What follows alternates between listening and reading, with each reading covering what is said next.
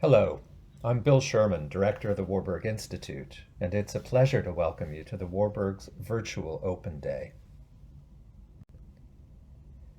My colleagues will be telling you about the range of courses we have on offer, the process for applying, the available funding, and even the general experience of being a student. But before we talk about why you might want to study at the Warburg, we should probably say something about the Warburg itself, one of the world's leading centers for the history of art and culture.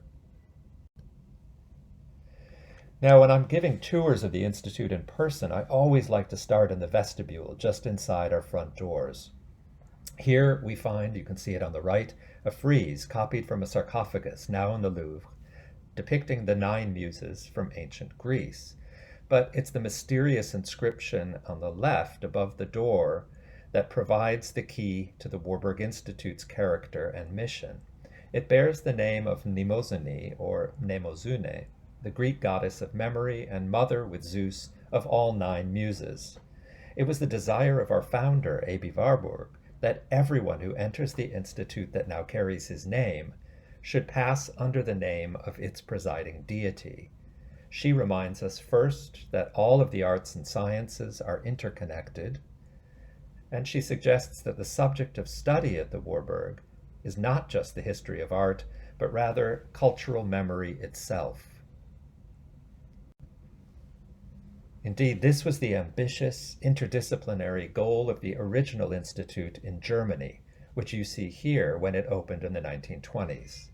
The letters KBW on the facade stood for Kulturwissenschaftliche Bibliothek Warburg, or the Warburg Library for the Cultural Sciences.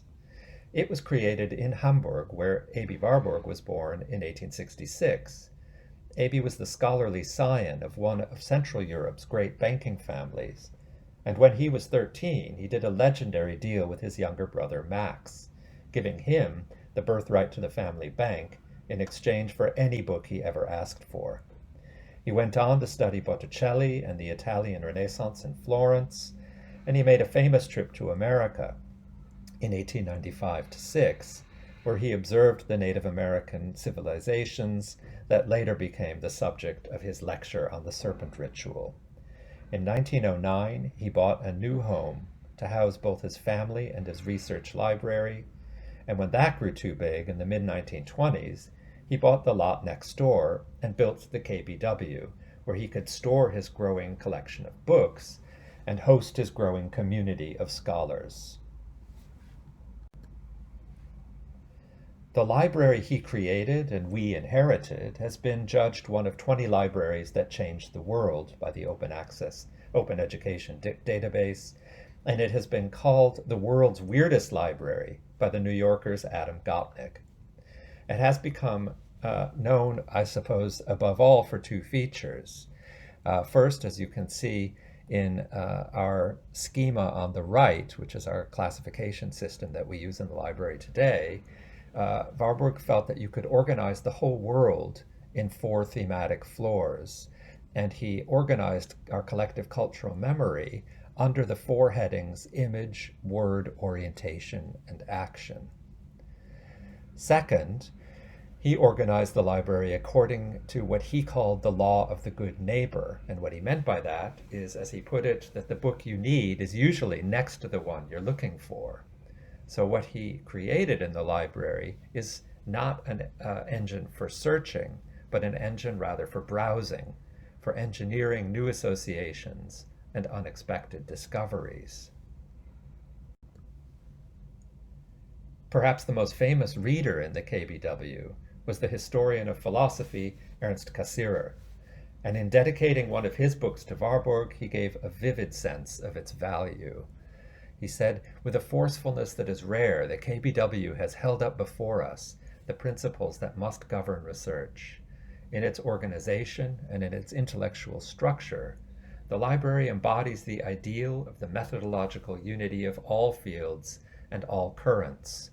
May the organon or instrument of intellectual historical studies, which you have created, continue to ask us questions for a long time."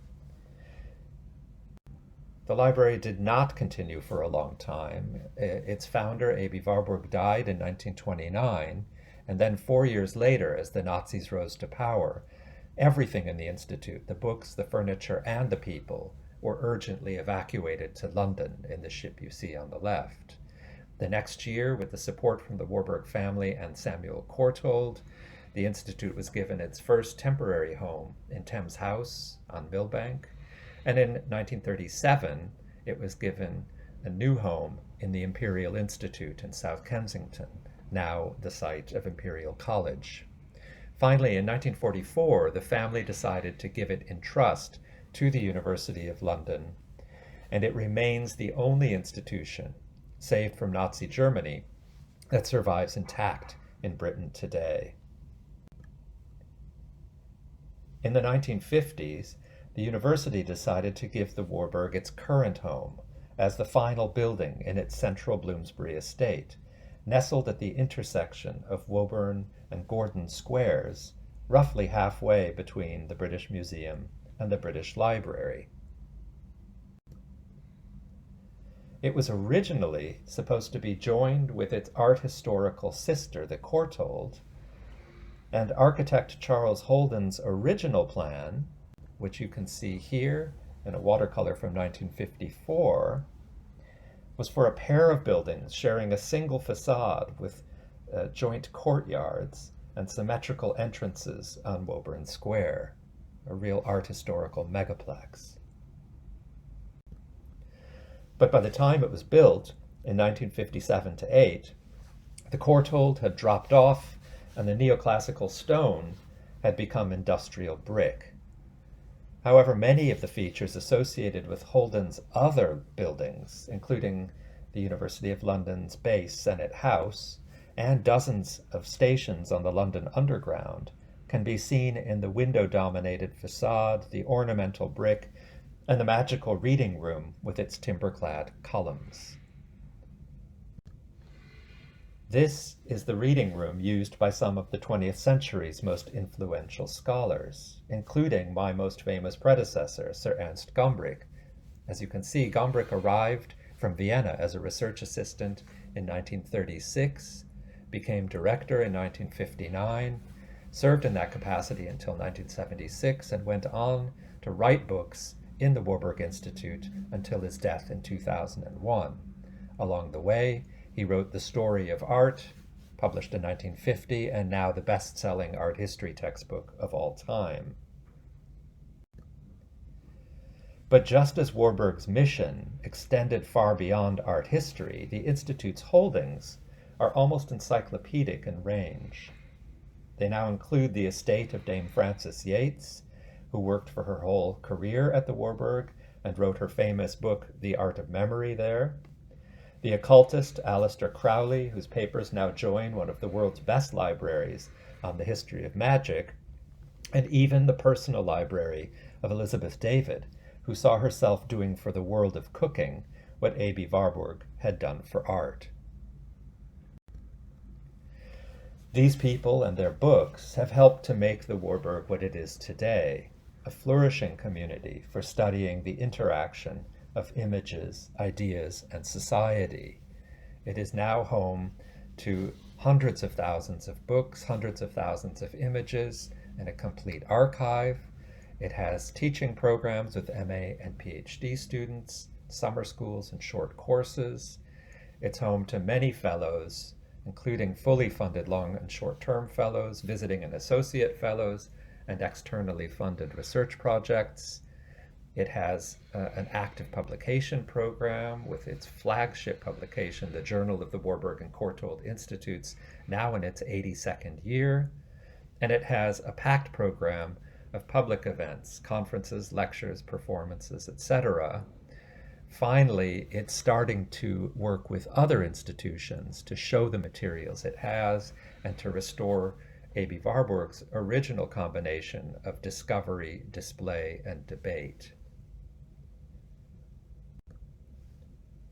So we very much hope you will join us as students for the coming year and earn your own place alongside last year's alumni on these steps, the steps that carry so much history and lead to the door to the study of memory itself.